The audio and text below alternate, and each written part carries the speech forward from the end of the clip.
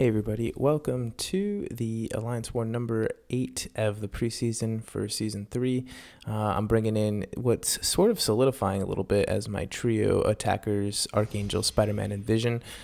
They can pretty much, between the three of them, handle everything that comes around. We're going to see about replacing Archangel. I really like him. He's not a terrible defender, and he's...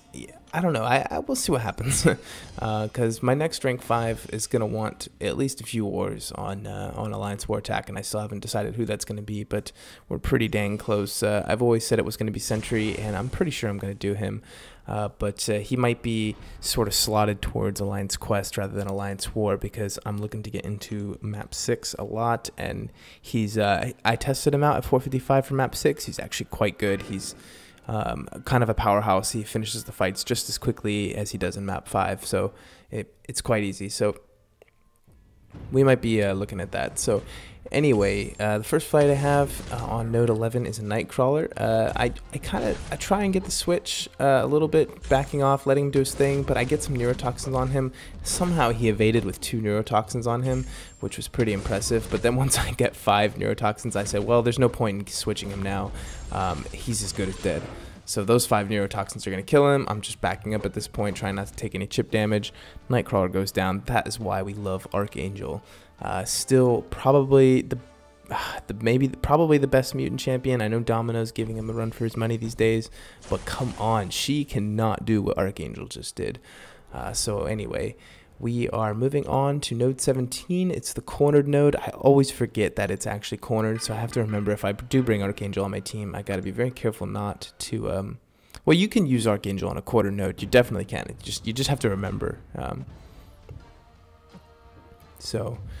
It actually turns out to be a rocket, and Spider-Man is perfect for rocket. These are 2 glass cannons going at it, and Spider-Man with 10 poise charges is going to melt through rocket here. Rocket is mostly a diversity defender. He can catch people off guard with an extremely high attack. He has the 2nd highest base attack, I think, in the game. Let's see. It does. If Wasp has a higher attack, she'll be number 1. I think it's her, and I think Rocket's number 2.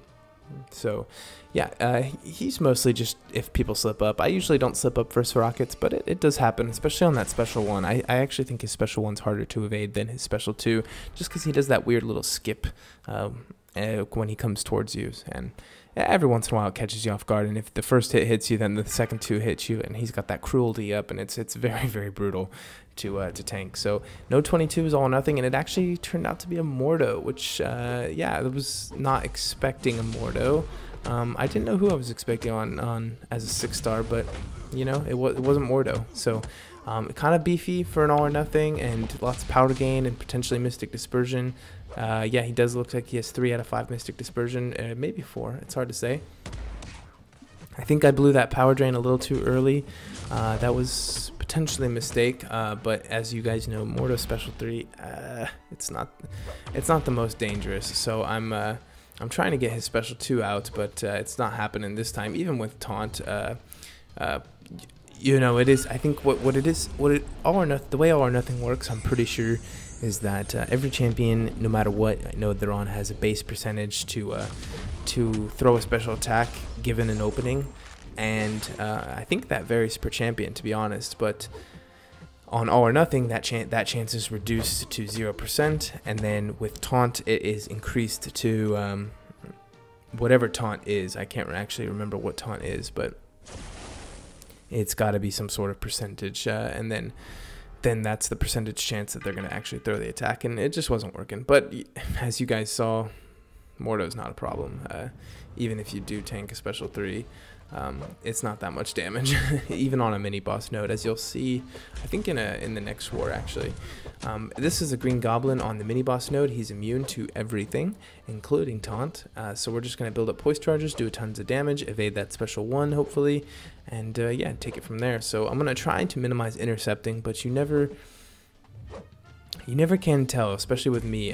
Sometimes I intercept, sometimes I don't. It's been a while since I've been in Labyrinth, and I do think that the longer you stay out of Labyrinth, the longer you've been out of it, the worse you get intercepting, 100%.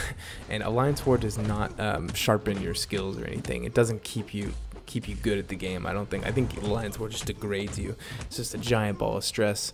To be honest, single player mode is what makes you good at this game, I think. And yeah, I think it'll probably continue that way. So that's a big special 2 right there, and that's the end of our friend Green Goblin. And we're on to node 34, which is the Vigor and Burden of Might node. But I'm struggling these days with this Vigor node, to be honest. Not this war, but the next war, I think there's an Iron Man, an Infinity War Iron Man on this. I didn't expect it to be Iron Man. It totally threw me off because it was a 4-star, and I brought in Archangel, and it was a terrible fight. I'll explain more in detail what I was thinking there, but this time it's a Mystic, and I see the persistent charges, and I'm thinking, oh, perfect, it's Mephisto. So you can see me debating here. Am I going to heal? Am I going to not heal? This is the preseason, so anything, it's mostly just, every player has to clear their lane, and I'm thinking, can I clear my lane without healing here? Can I get the kill? And I was thinking, what does Mephisto really offer, as a defender? And it's just that Incinerate, and this doesn't even have Limber on it.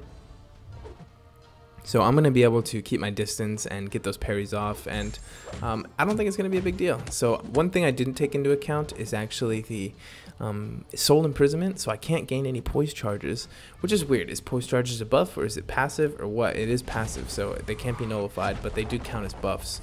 So I'm up to 4 already. His special 1 is definitely helping me get multiple poise charges per special, and his Mystic Dispersion doesn't seem too high. So I'm just I'm eating a little bit of Incinerate damage and dodging those special 1s. We actually have an old alliance mate of mine who his strategy for fighting Mephistos is to get hit by the special 1 and consume the Soul Imprisonment charges. He likes to get hit by just the last part of it. I think that's kind of silly. I'd rather dodge it and fight the Mephisto for a longer time. You don't have to eat the Incinerate damage. You can play around it. Oftentimes, you don't have to take too many ticks, and you can see this special 1 stun to get some distance, and in for the last 5-hit combos is working pretty good. So we're on to node 48, because this war I actually didn't get to fight the node 36, which is the stun immune node, which is fine, but I did get assigned this Killmonger, and I'm not sure who they thought I was going to use, but I think they probably thought, oh, he'll go in with Vision, and because it's kinetic reactor and no power drain, but I was like, no way, man. I'm taking my class advantage. I'm going in with Archangel, and I don't care that you do know that Killmonger does get a sort of power gain every time you put a bleed on him, so you really have to watch out for, or anytime you put a debuff on him, even parry. But I'm like, you know what, I'll bait these special 1s all day because they give me an opening. But I took that block hit on purpose, just to be honest, because I wanted to get the poison, and then I threw that heavy for my first Nero, and then I did did get the heavy right there. That wasn't very good, and so it's up to me now to build some more bleeds on him. So I'm doing that. He gets up, special 2. I took the block hit on purpose to get the poison on because I need to get another Neuro. And then I do a special 1, which is pretty much always good for 1 Neuro. Definitely a few poisons if you have bleeds on the champion. And since it's a high rank Killmonger, this is just taking a little bit of time. Once I get a few Neuros on, it's all over. So 3 Neuros is pretty good. I'm trying to convert that with just a regular attack, and it looks like I get it at the last second, converting that poison. And I'm just playing this like normal, just managing his power. I'm trying to bait the special 2, and the special 2 is a lot easier to bait and than other special 2s of other champions. He's kind of like Venom. He'll throw it out if you give him some distance because he kind of charges across the map. There he goes again. But now that the Neuros are worn off, I really have to do something here. And I'm not worrying about Reverberation because this is the only fight I'm going to use Archangel for. I'm not going to use him for the boss. I think it's like a Dormammu, and I don't think I'm sort of assigned to do any damage towards a Dormammu, especially with Archangel. And yeah, it looks like they're working out okay, and he bleeds out, and that's Archangel for you. I still love this champion. I would take him to 565 if his sig was like 200 maybe, but it's not, and his prestige is not. It's decent, but it's not up there with other mutants that I have in my roster at the moment. So anyway, we ended up losing to ZYTCN. These guys are they kicked our butts. I think we struggled a little bit. I can't remember exactly where, but I kind of remember it being sort of a lost cause towards the end. But yeah, anyway, the data continues to collect. I heard what you guys saying. A lot of people asked for, not a lot, just a few. I'm sure it's just a few data warriors like myself asked for the spreadsheets to be shared. I'll find a way to do it. Trust me, just give me some time. At least when I start season 3, I'll try and giving a couple more days, and I'll see if I can sort of duplicate them.